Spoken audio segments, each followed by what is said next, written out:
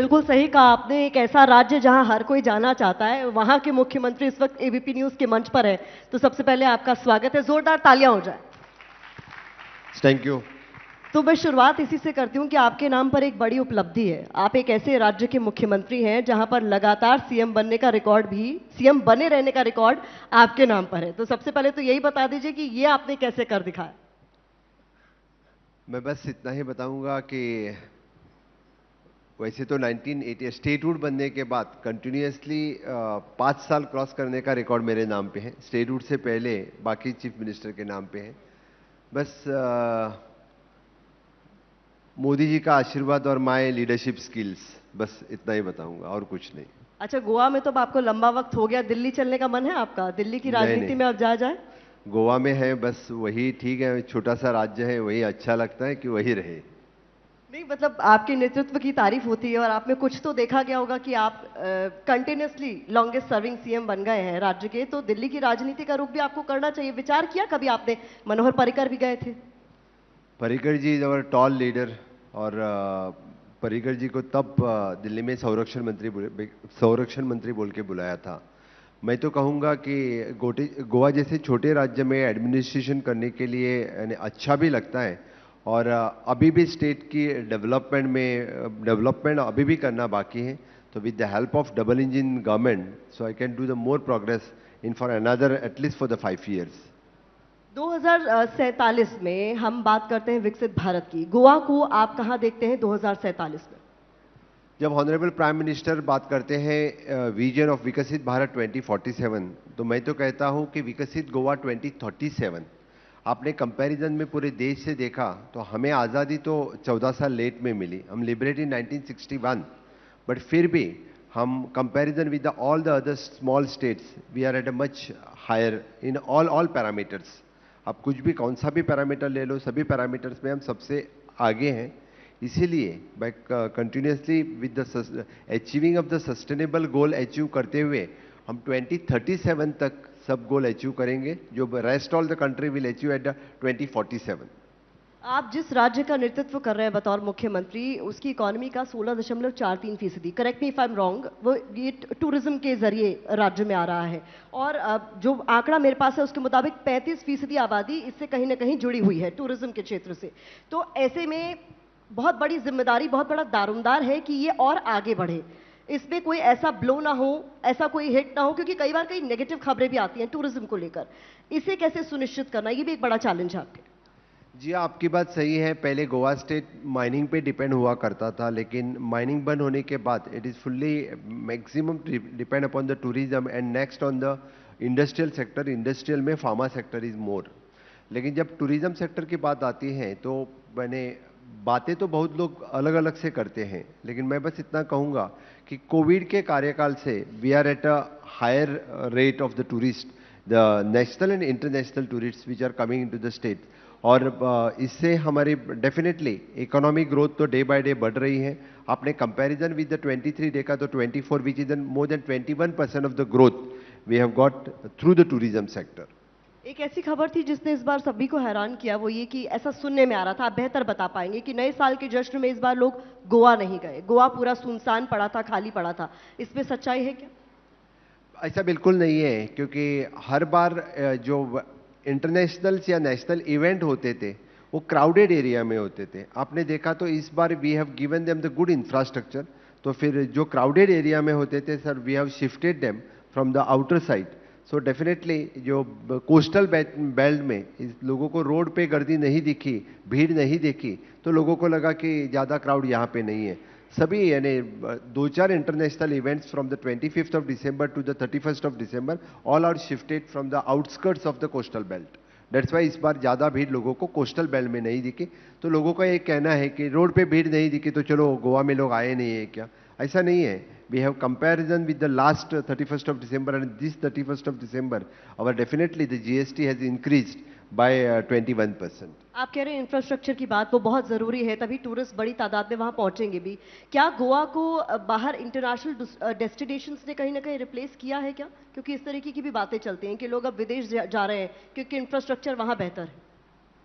जी हाँ, आपने एक बात सही कही कि इंटरनेशनल से कंपेयर कर रहे हैं क्या आप, जैसे कि इंटरनेशनल कंट्री की बात करते हैं, you are comparison with the international country with Goa जैसे स्मॉल स्टेट के साथ। आप कौन सी भी इंटरनेशनल डेस्टिनेशन ले लो, वो तो एक कंट्री है, हम तो एक छोटा सा स्टेट्स है। With the following all the names norms of our country, हम जो इंफ्रास्ट्रक्चर जो 10 साल में किया है वो तो उनके बराबर है। और आफ्टर ऑल हमें किसी इंटरनेशनल ब्रांड की कोई जरूरत नहीं है, Goa itself is a one brand. और गोवा में खुद एक ब्रांड क्रिएट किया हुआ है। और लास्ट 10 साल में with the help of double engine sarkar, it is more than 40,000 crores of rupees we have alone spent on the roads and bridges। इसी के ऊपर तो इतना पैसा स्पेंड किया है। मुझे लगता है कि 5 साल पहले कोई जब गोवा में गया होगा तो अभी देखा तो उनको infrastructure with the 2 international airport, with the 3 bridges at the Mandavi, 2 bridges at the Zuari, and connecting from the one end to another end with the national highways, आपको इतना इंफ्रास्ट्रक्चर छोटे से स्टेट्स में इतना बड़ा इंफ्रास्ट्रक्चर आपको देखने को मिलेगा। मतलब ये सारी अफवाहें ही उड़ाई जा रही हैं आपकी नज़र में, इस तरीके का कुछ है नहीं, क्योंकि इंफ्रास्ट्रक्चर पे तो चूंकि मैं गई हूँ हाल ही में गोवा, तो मैंने देखा है बड़ा परिवर्तन देखा गया है, इसमें कोई दो राय नहीं है। तो ऐसे में ये जो तमाम बातें सोशल मीडिया के जरिए फैल रही हैं, उस पर आप क्या कहेंगे? जी हाँ, कुछ इन्फ्लुएंसर ऐसी बातें करते रहते हैं कि गोवा में टूरिस्ट नहीं है, आने के लिए प्रॉब्लम हो रहा है, ये वो सब कुछ। मुझे लगता है इसमें कोई तथ्य नहीं है, लेकिन being a chief minister I am continuously monitoring, continuously observing exactly. जो किसी ने टीका की तो भी वो भी हम पॉजिटिवली लेते हैं, लेकिन क्या चल रहा है I am verifying also at my and. I verified मैंने जब टूरिज्म का नंबर लिया, द टूरिस्ट टू दो इंटरनेशनल नेशनली जो टूरिस्ट आते हैं, तो comparison with the last year it is an 8 millions of the tourists were traveled in the state of Goa, but this year it is a 10 million of the tourists were traveled comparison. Again I have compared with the my GST, then again there is a rise of approximately the 9% to rise particularly in that period। तो इतना rise हमेशा मिलता है। तो कुछ influencer ऐसे भी हैं जो यानी लोगों को यानी टू शिफ्ट द टूरिस्ट ये बातें करते रहते हैं। आई एम नॉट पर्टिकुलरली किसी कंट्री की बात मैं नहीं करूंगा, लेकिन कुछ इन्फ्लुएंसर इस तरह से हैं कि जो टूरिज्म को यहाँ से शिफ्ट करना चाहते हैं। नहीं तो ये इसके पीछे किसका हाथ आपको लगता है? क्योंकि आप बड़ी बात कह रहे हैं, गोवा मुझे लगता है one of the favourite destinations है लोगों की आज भी। अगर वो इंडिया में कहीं वेकेशन पर जाना चाहें और free life party life enjoy करना चाहें, तो मुझे लगता है नंबर 1 पर अभी भी गोवा ही आता है। लेकिन अगर आप कह रहे हैं कि कुछ इन्फ्लुएंसर्स ऐसा काम कर रहे हैं, तो ये तो बहुत गंभीर मसला है। We are investigating on it, this is not a platform to tell किसका हाथ है, ये कहने की बात नहीं है, लेकिन we are investigating that. Other part, Goa में लोग सेफ और सिक्योर्ड फील करते हैं। Goa is an clean and neat. कभी भी गोवा में आ जाए तो गोवा के बीचेस विच इज क्लीन भी है, नीट भी है और सेफ और सिक्योर्ड है। गोवा जैसे हम बीचेस पे we have the life guard appointed. मैंने आपको पता होना चाहिए इसलिए बता देता हूँ। It is more than 700 life have saved in the last 5 years by our the coastal lifeguards when who are working on the coastal beaches। And a दृष्टि जैसी एजेंसी जो continuously there is a 24/7 monitoring on the coastal beach, कौन कितने पानी में जा रहा है, कौन कितने कहाँ पे है, और कोई डूबने लगा भी तो वहाँ पे यानी लाइफ सेविंग बोट्स लेके जाना, उसको शिफ्ट करना। इतने सारे लोगों को बचाया भी हमने। और restrictions for the beaches not to go after 7, किसी को एंटर करने के लिए नहीं देना वहाँ पे, even though the security purpose is there. कोई भी आके यानी कितने भी यानी उतना सेफ और सिक्योर्ड गोवा में लोग फील करते हैं। कोई ऐसी पाबंदियां राज्य में है जिसकी वजह से आपको लग रहा है कि कुछ कमी आई है? क्योंकि खबरें टूरिस्ट को लेकर भी लगातार आ रही हैं, अब नेगेटिव खबरें आ रही हैं। आप कह रहे हैं कि हम पूरी कोशिश कर रहे हैं सुनिश्चित करने की कि उन्हें सेफ सिक्योर एनवायरनमेंट मिले। क्योंकि मैं दोहरा रही हूँ कि गोवा का जब नाम जहन में आता है तो आदमी को लगता है कि पहनने ओढ़ने खाने की जो आज़ादी मुझे गोवा में मिल रही है वो देश के दूसरे हिस्से में नहीं मिल रही है, इसीलिए मैं गोवा जाना चाहती हूँ या चाहता हूँ। जी हाँ, लोग तो गोवा में एक्चुअली ऑलवेज सन सैंड सी इंजॉय करने के लिए आते हैं। उसको तो हमने अभी स्पिरिचुअलिटी भी जोड़ी है, उसको हमने स्पोर्ट्स टूरिज्म जुड़ा है। और गोवा में लोग कहने यस गोवा का कल्चर कुजिन्स इसके लिए भी खास करके गोवा में लोग आते हैं। तो लोग गोवा में थोड़ा सा यानी फील करते हैं कि यानी the night life is also is enjoyable in the state of Goa, so that also the people comes to enjoy in the state. हाँ, समवॉट रेस्ट्रिक्शंस जो है it is an sound pollution की रेस्ट्रिक्शंस है, मैं मानता हूँ that is all over the India, but Goa में थोड़े से एनवायरमेंटलिस्ट थोड़े ज़्यादा ही हैं, इसलिए थोड़ा साउंड रेस्ट्रिक्शंस हमें रखना पड़ता है, दैट प्रॉब्लम इज देयर। अभी हाल ही में हम टूरिज्म पर चूंकि चर्चा कर रहे हैं, टेम्पल टूरिज्म में इजाफा देखा जा रहा है और आप भी बड़े मंदिर मंदिर दर्शन करने के लिए पहुंचे, वो तस्वीरें हमने देखी हैं। ये कहा जाने लगा कि जब अयोध्या में राम मंदिर का निर्माण हो गया, प्राण प्रतिष्ठा हो गई, तो इतनी बड़ी तादाद में लोग वहां पहुंचे कि अब टेम्पल टूरिज्म बढ़ गया है और गोवा और बाकी जगह जाने में कहीं ना कहीं कमी हो गई है। उसका प्रभाव इस पर कहीं आपको पड़ता हुआ नजर आए? नहीं, गोवा लोगों को जब लगता था कि गोवा में सिर्फ समुंदर है और चर्चिस है, बाकी कुछ है, ऐसे लगते नहीं थे मुझे। कभी कभी मैं जब नया नया चीफ मिनिस्टर बना था तब कोई मुझे मिला, वहाँ टेम्पल भी है, वहाँ हिंदू भी रहते हैं, ये भी प्रश्न पूछने लगे थे। मैंने कहा था 70% ऑफ द आबादी इज हिंदू है, तो फिर द मैक्सिमम टेम्पल्स है। और गोवा में तो पूरे यानी 70% पार्ट्स में बहुत बड़े बड़े और एंशियंट टेम्पल्स हैं। और इवन दो वहाँ पे तो राम मंदिर की जिस तरह की स्टोरी है, with the same story with in the Goa with the Mhalsa temple, 500 साल पुराना टेम्पल जो पोर्तुगीजों ने जो पूरा नष्ट किया था, the government and the private organisation have come together and they have constructed very good temple which are the Verna Mhalsa temple है। छत्रपति शिवाजी महाराज ने तो 350 साल पहले जब टेम्पल का डिस्ट्रक्शन पोर्तुगीज कर रहे थे, तब सप्तकोटेश्वर का टेम्पल पूरा डिस्ट्रॉय किया था छत्रपति शिवाजी महाराज। वो हिस्ट्री है, छत्रपति शिवाजी महाराज ने वहाँ पे फिर से एक बार सप्तकोटेश्वर का टेम्पल बनाया था। मेरा सौभाग्य ये है कि वो टेम्पल पुनः एकदा लोकार्पण करने का योग मुझे मिला, ये मेरा सौभाग्य है कि इसी कार्यकाल में मैंने वो लोकार्पण किया है। मतलब अब गोवा में लोगों को मंदिर की घंटियां बहुत जोर जोर से सुनाई देंगी? जी हाँ, तो वो तो पहले से थी, लेकिन अभी we have highlighted on the name of the temple tourism, so many people, the spiritual tourism की जब बात आती है, now the people are preferring to go for the to see the temples. और ज़्यादातर लोग जब टूर करते हैं तो बीचेस के साथ चर्चिस के साथ टेम्पल भी देखते हैं। Even though there is an Portuguese fort is there very from the 17th century, there is an वहाँ पे पोर्तुगीज रहे हैं, तो the Portuguese architecture is there also there, wild life sanctuary is there. इस तरह का टूरिज्म के लिए भी हम बढ़ावा दे रहे हैं। विरोधी अब कहने लगेंगे कि अब आप लोगों ने गोवा को भी नहीं छोड़ा, वहां पर भी आप लोगों से कह रहे हैं कि टूरिज्म के लिए आ रहा है, जो night life party life enjoy करने, उसको आप कह रहे हैं जाइए मंदिर जाइए। नहीं नहीं, हम तो ये नहीं कह रहे, क्योंकि लोग दोनों तरह के लोग आते हैं। जो लोग यानी with the enjoyment with the spirituality के हिसाब से आते हैं, कुछ लोग तो ओनली फॉर द एंजॉयमेंट आते हैं। हम थोड़े ही कहेंगे उनको कि जो नाइट लाइफ और पार्टी के लिए आते हैं, लेट देम एंजॉय देयर। देखिए, स्पिरिचुअलिटी के लिए कौन गोवा जाता है, इसीलिए मैं ये सवाल पूछ रही थी कि वहां तो लोग पार्टी करने जाते हैं, एंजॉय करने जाते हैं। ऐसा नहीं है, सभी तरह के लोग गोवा आते हैं। दैट्स वाई नाउ एटलीस्ट उतना अच्छा इंफ्रास्ट्रक्चर अभी हम जो बना रहे हैं कि expansion of our Dabolim airport, even though now the cruise terminals, cruise tourism की जब बात हो रही है तो पोर्ट, सी पोर्ट की डेवलपमेंट भी हो रही है, तो फिर we are welcoming the all types of tourist those are coming in the state with the international and national. इसलिए जो party life, night life enjoy करना चाहते हैं उनके लिए भी है और बाकी भी लोग आते हैं। मैं गोवा के लिए आपके विजन पर एक बार फिर से लौटना चाहूंगी, क्योंकि आप कह रहे हैं बहुत तेजी से काम हो रहा है। मैंने जब 2047 का जिक्र किया तो आपने 10 साल पहले कहा कि गोवा उस जगह होगा जहां उसे होना चाहिए। उसके लिए क्या कुछ काम सरकार की तरफ से, क्या कुछ इनिशिएटिव शुरू किए गए? जी हाँ, ये बात जब चलती है तब हम विकसित गोवा 2037 की बात करते हैं तो 10 साल आगे करना है, which is an infrastructure development, human resource development and sustainable goal achievement. At present we are in the sustainable goal achievement में 4th नंबर पे है। सो मुझे हमारी कोशिश है कि सस्टेनेबल डेवलपमेंट गोल में हम 1 नंबर पे पहुंचे। हम सिर्फ जब डेवलपमेंट की बात करते हैं तो which is including the sustainable development हो, यही बात रहती है। Infrastructure, almost the 80% of the infrastructure in the state which is required for another 25 years, which we have already completed. Now we are targeting for the human resource, means what type of human resource we want in the state for the tourism purpose, industry purpose. वो human resource तैयार करने की बात अभी हमने already skilling, reskilling, upskilling के concept से already start किया है। तो मुझे पूरा उम्मीद है कि आगे आने वाले 10 साल में ये हम कंप्लीट करेंगे with the help of the government of India. So ये कंप्लीट करने में हमें कोई दिक्कत नहीं आएगी, ऐसा मुझे लग रहा है।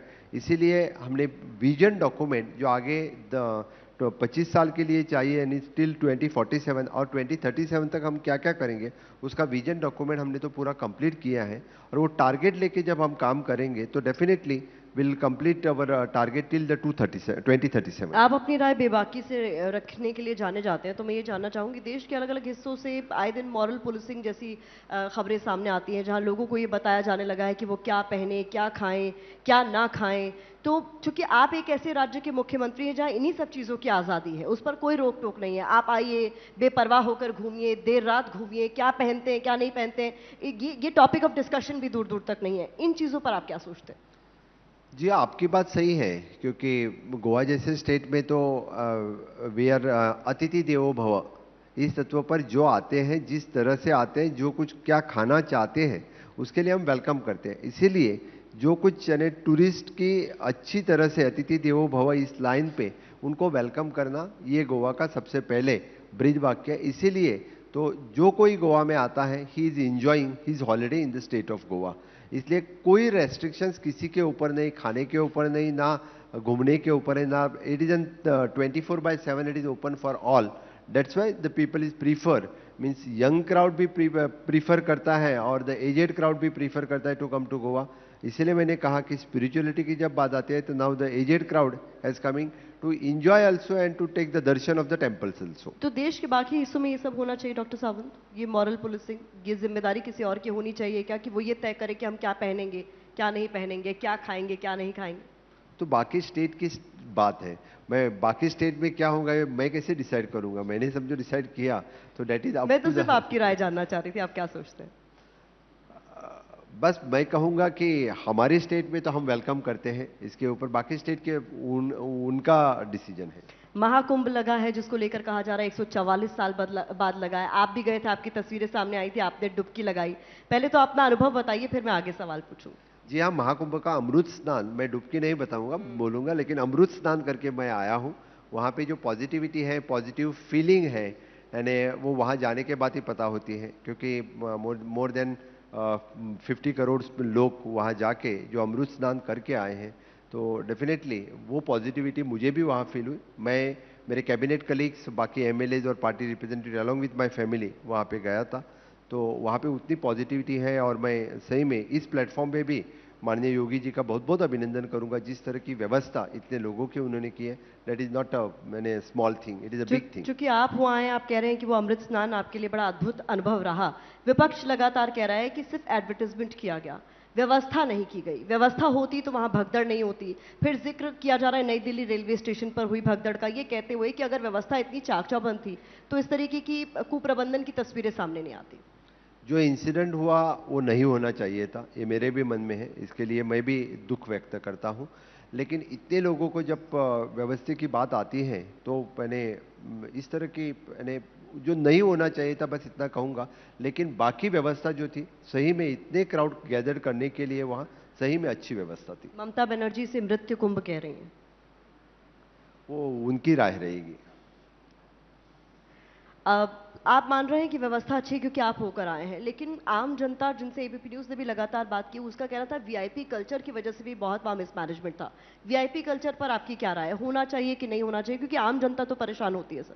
नहीं, वीआईपी कल्चर नहीं होना चाहिए, मैं कहूंगा कि आम इस जनता पर तो की तालियां बजनी चाहिए कि अगर यहाँ पर गोवा के चीफ मिनिस्टर कह रहे हैं कि वीआईपी कल्चर नहीं होना चाहिए, अपने आप में बड़ी बात है, क्योंकि हर कोई एक्सेप्ट नहीं करता है ये बात। नहीं, बिल्कुल नहीं। वीआईपी सिर्फ जाने की सुविधा थोड़ी करे, बाकी सब कुछ यानी वही वो एस्कॉर्ट पायलट ये वो कोई जरूरत नहीं रहती है। मैं तो बताऊंगा कि सिर्फ सेफ्टी पर्पज वहाँ जाने की व्यवस्था हो जाए तो बस हुआ, और बाकी कोई मैं तो कभी उतना चाहता नहीं हूँ कि वीआईपी कल्चर, मैं कभी वीआईपी कल्चर में रहा ही नहीं हूँ।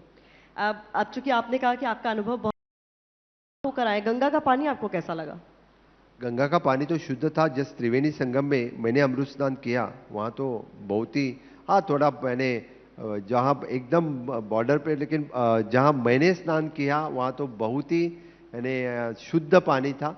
ओके, बाकी जगह तो लोग सभी जो पानी में अभी गंगा पे आए हैं तो सभी नारियल छोड़ना ये छोड़ना तो सभी छोड़ ही रहे थे, लेकिन जितना फास्टली वो सब कुछ कलेक्ट करके बाहर निकाल रहे थे वो भी अप्रिसिएटिंग था। आप कह रहे हैं काम हो रहा है लगातार, लेकिन सीपीसीबी की एक रिपोर्ट जो आई है उसको लेकर विपक्ष हमलावर है कि लोगों को बुलाया जा रहा है कि आइए गंगा जी में स्नान कीजिए, बहुत पवित्र है गंगा जी, लेकिन सीपीसीबी की रिपोर्ट कहती है कि उसमें बड़ी मात्रा में फीकल मटेरियल मिला है, यानी वो पानी नहाने लायक नहीं है। आचमन तो दूर की बात है।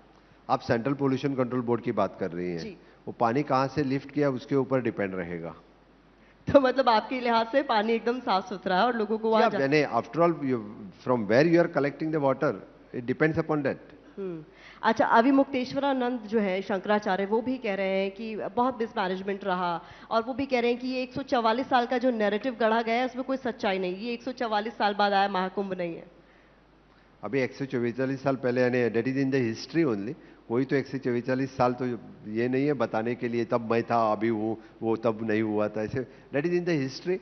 आई think it is in the writing, so definitely when the इतने स्टेट ने एक इतना बड़ा इवेंट किया, देश में इतना बड़ा इवेंट हो रहा है, लोगों की आस्था है, लोगों की भावना है, तो फिर definitely we want to consider that, लोगों की आस्था भावना उनका भी नहीं, आदर हमने करना मैं वही चाहिए। बता रही हूँ कि हमने ये भी दिखाया कि इतनी हम लोग आधा तबका कह रहा था कि बहुत अव्यवस्था है, लेकिन वही आधा तबका ये कह रहा था कि हम बहुत अच्छे से आसानी से स्नान करके आ गए, पानी बहुत साफ था, कोई अव्यवस्था नहीं थी। तो जब विपक्ष दूसरे पक्ष की आवाज बनने की कोशिश करता है तो वो कहता है हमें सनातन विरोधी कह देते हैं।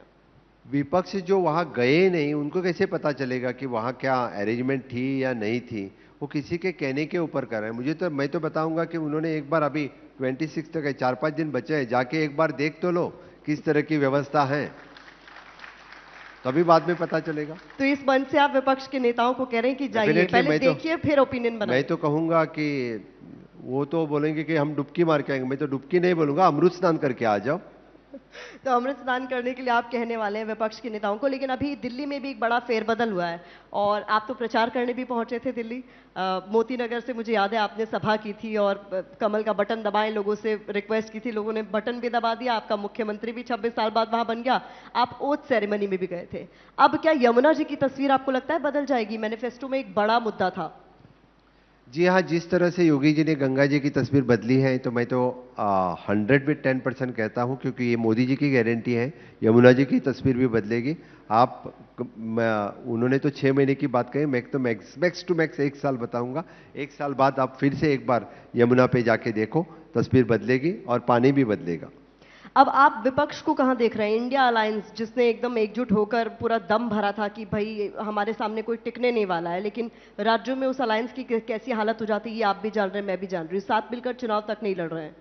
क्या उनका कोई भविष्य आपको नजर आता है? मुझसे ज्यादा तो उनका भविष्य आपको पता होगा, क्योंकि आप तो लोग सभी सभी राज्यों में उनका रिपोर्ट लेते रहते हैं, क्या है क्या नहीं। जब इंडिया अलायंस तभी टूट गया था, मुझे लगता है कि वो जब इलेक्शंस हार गए थे लोकसभा का, तभी तो टूट चुका है। अभी कौन है किसके साथ ये भी तो पता नहीं है। वो इंडिया अलायंस तो बोलते हैं, लेकिन उनके साथ में कौन है तो उनको ही पूछना पड़ेगा आपको, अभी साथ कौन कौन बचे हैं। मेरे अंदर जर्नलिज्म का कीड़ा है, इसीलिए देखिए मैं टॉपिक से कब हट गई मुझे रियलाइज भी नहीं हुआ। तमाम सवाल, मंच है, आप सामने है, तो तमाम सवालों पे आपकी राय जानना भी जरूरी था। मैं कुछ वापस गोवा पर आती हूँ, तो ये जानना चाहती हूँ कि अगर यहाँ मौजूद लोग, एबीपी न्यूज के तमाम दर्शक जो आपका इस इंटरव्यू को देख रहे हैं, आप उन्हें क्या विश्वास दिलाएंगे? क्योंकि हाल ही में सर कुछ ऐसी नेगेटिव खबरें आई हैं कि टूरिस्ट गए बीच पर, उनके साथ कुछ अनहोनी हो गई, कुछ ऐसी घटनाएं आई, वहां पर कुछ लोकल लोगों के साथ उनकी बहस हुई, बड़े हादसे पेश आए। उनको कैसे विश्वास दिलाएंगे कि you are safe and secure if you come to Goa? मैं तो सबसे पहले कहूंगा कि गोवा जितना सेफ और सिक्योर राज्य दूसरा कोई नहीं है। गोवा जितना सेफ और सिक्योर टूरिज्म प्लेस दूसरी कंट्री भी नहीं है, मैं तो इतना कहूंगा। एक 2-3 जो इंसिडेंट्स हुए उसका पीछे आपने थोड़ी सी हिस्ट्री देखा, तो भी हिस्ट्री, जो टूरिस्ट यानी उन लोगों ने भी उनके साथ जो कुछ झगड़ा होता है, कुछ प्रॉब्लम होता है, तब 2 इंसिडेंट्स हो गए हैं। उसके बारे में मैं भी दिलगिरी व्यक्त करता हूं, क्योंकि वो नहीं होने चाहिए थे। लेकिन सिर्फ झगड़ा एक तरफ से नहीं होता है, इट इज दोनों तरफ से जब होता है तो इस तरह का इंसिडेंट होते हैं। लेकिन इसके बाद भी इट इज 100% आफ्टर, हमने अभी पुलिस में भी सिविल सिक्योरिटी जो लगाई है बड़ी मात्रा से, जहां जहां पे क्राउड होते हैं वहां पे अभी civil security is also started working. हमने टूरिस्ट पुलिस और खास करके हमने अभी specially the pink force for the ladies pink force वहां पे डिप्लॉय किया हुआ है। किसी को कुछ भी लगा तो किसी ने हमारा नंबर 100 नंबर डायल कर दिया तो भी वहां पे तुरंत, यानी विद इन 5 मिनट्स पुलिस वहां पे पहुंचती है। इसलिए जो कोस्टल बेल्ट में कौन से भी एरिया में रहने दो, max to max is 5 to 10 minutes में पुलिस वहां पहुंचने की व्यवस्था हमने की है। इसके सिवाय हमारी साइबर पुलिस बहुत ही अच्छा काम करने लगी है। कितने सारे टूरिस्ट जब बुक करते थे यानी साइट पे के होटल के लिए, इस तरह की fake approximately more than 35 sites we have crack down. तो लोगों को लूटना इस तरह का हमेशा के चालू रहता था, क्योंकि बुकिंग करो आ जाओ गोवा में, इस तरह के वही फेक साइट थे। वही अभी मैं तो कहूँगा कि गवर्नमेंट अप्रूव्ड साइट्स या होटल की जो अप्रूव्ड साइट है उन्हीं पे बुकिंग करें और उन्हीं पे गोवा पे आ जाए। कोई किसी के लिए हम गोवा घुमा रहे हैं, कोई किसी को हम यानी आपको वाटर स्पोर्ट्स दिखाएंगे या बुकिंग करवा के देंगे, विलास देंगे, इस तरह के लोगों ने भी उस तरह का अलर्ट रहना जरूरी है। क्योंकि जब तक गवर्नमेंट अप्रूव्ड नहीं होता है तो उन लोगों के साथ बिजनेस नहीं करना चाहिए। बस मैं इतना कहूँगा, देन डेफिनेटली जो कोई गोवा में आना चाहता है आएगा, वो तो सेफ और सिक्योर 100% है। एक कंसर्न टैक्सी नेक्सस को लेकर भी है। कहा जाता है कि वहां पर वो नेक्सस इतना हावी हो जाता है कई बार कि लोगों को परेशानियों का सामना करना पड़ता है। ये बात सही नहीं है। मैं बस इतना कहूँगा कि गोवा में भी ऐप बेस्ड टैक्सीज हैं, 100% नहीं है। It is at present is 40% app based taxis हमने ऑपरेट किया है, स्टार्ट किया है। हाल ही हम जितने सारे टाइटन कर देते हैं, लोकल इश्यूज जितने टैक्सी वालों के हैं हर टूरिज्म डेस्टिनेशन पे रहते हैं, but we have started to tightening them. तो हैंड्स फोर्थ इस तरह के इश्यूज नहीं होने चाहिए। The police have started acting against them, different ordinance, different laws हम इनके बारे में भी कर रहे हैं। तो मुझे लगता है it will be the streamline, आगे आने वाले समय तक सभी स्ट्रीमलाइन हो जाएंगे। App based meter based taxi को हम प्रीफरेंस दे रहे हैं, विदाउट मीटर विदाउट ऐप इससे आगे टैक्सीज नहीं चलेंगे गोवा में, इसी के ऊपर हम आगे जा रहे हैं। एक ऐसा सवाल है जिस पर राय आपकी जरूर जानना चाहूंगी। आपकी सरकार का मतलब केंद्र सरकार का ये एजेंडा रहा है यूसीसी लागू करना, जिसको लेकर एक अलग तरह का माहौल देश भर में बनाया गया कि इससे तबाही आ जाएगी। जैसे इसी तरीके का कहीं ना कहीं माहौल, आप तो एक ऐसे राज्य का नेतृत्व कर रहे हैं जहां ये पहले से लागू था, उसके बाद दूसरे नंबर पर उत्तराखंड इस लिस्ट में शामिल हो गया। आप क्या बताना चाहेंगे इसको लेकर? देश के बहुत सारे लोगों को यही पता नहीं था क्योंकि गोवा में यूसीसी तो 1961 से है, जब से हम लिबरेट हुए हैं। यानी कुछ अच्छी बातें हम जो लेके आगे चलते हैं उसी में से एक यूसीसी था, uniform civil code. Birth registration, death registration, marriage registration compulsory, कोई किसी ने कभी हर्ज नहीं की। वहाँ पे भी हिंदू, कैथलिक, मुस्लिम सभी लोग रहते हैं। All people are registering their birth, death, marriage. तो मैरिज रजिस्ट्रेशन करने में किसी को क्या हर्जी है? तो गोवा में तो UCC implement last for the 63 years we are doing. तो बाकी राज्य में क्या हानि होनी चाहिए? मैरिज रजिस्ट्रेशन करने में कोई किसी को डर है क्या? यानी क्या कोई करना नहीं चाहता, ऐसा है क्या? तो बाकी राज्य में भी इसको इम्प्लीमेंट करना चाहिए इजीली। हमारे बाद में अभी उत्तराखंड ने पास कर दिया, वो उन्होंने इम्प्लीमेंट करना स्टार्ट कर दिया है। तो सभी एक समान यानी यूनिफॉर्म सिविल कोड से रहना उचित है, चाहे किसी धर्म के आधार पर या जात के आधार पर वो न बटे, बस यही कहना है। तो बेनिफिट्स भी तो सभी लेते हैं उसी आधार पे, तो यूसीसी फॉलो भी तो करना सभी ने उचित है। कभी हम कौन सी भी स्कीम लेते वक्त या तो किसी धर्म का है ये तो नहीं पूछते, तो उसी से यानी रहना उचित होगा। तो जो एक तबका इस पर आपत्ति दर्ज करा रहा है, कहीं ना कहीं क्या उसको ये कन्वे करने में सरकार की विफलता आप मानेंगे कि वो कन्विंस नहीं कर पाई है कि इसमें आपका कोई नुकसान नहीं है, इससे कोई दिक्कत आपत्ति आपको नहीं होनी चाहिए?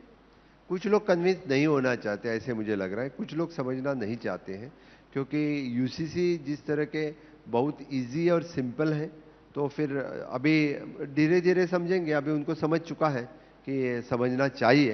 तो मुझे लगता है कि आशा करता हूँ कि बहुत ही जल्दी बाकी सब लोग भी यूसीसी को फॉलो करना लगेंगे। बहुत बहुत शुक्रिया हमारे साथ इस मंच पर आने के लिए, अपने विचार हमारे साथ साझा करने के लिए। जोरदार तालियां। मैं एबीपी न्यूज़ को thanks for the India ideas. इस कार्यक्रम में मुझे आने का मौका मिला, गोवा के बारे में बात करने का भी मौका मुझे आपने दिया। तो सही में गोवा जैसे छोटे राज्य में नेतृत्व करते वक्त मुझे लास्ट 6 साल से यानी जो गोवा की इकोनॉमिकल डेवलपमेंट, इंफ्रास्ट्रक्चर डेवलपमेंट जो मेरे सरकार के कार्यकाल में हुआ, वहीं यहाँ पे पेश करने का मौका आपने मुझे दिया। इसलिए फिर से एक बार एबीपी न्यूज़ का बहुत बहुत धन्यवाद।